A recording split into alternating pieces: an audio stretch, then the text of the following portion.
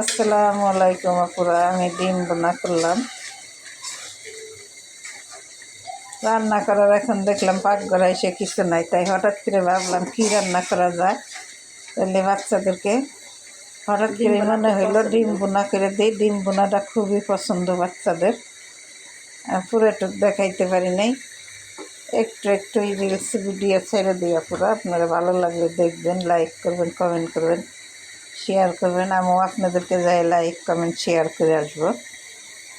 আমার আদরের সন্তানরা, টিকটকবাসী ভাই বোনেরা, যে যেখানেই থাকেন সবাইকে সবাই নিয়ে ব্যস্ত থাকেন, ভালো থাকেন, সুস্থ থাকেন। দেখুন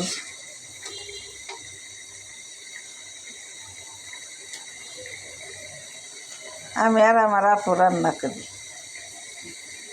আমরা দুই বোন তো,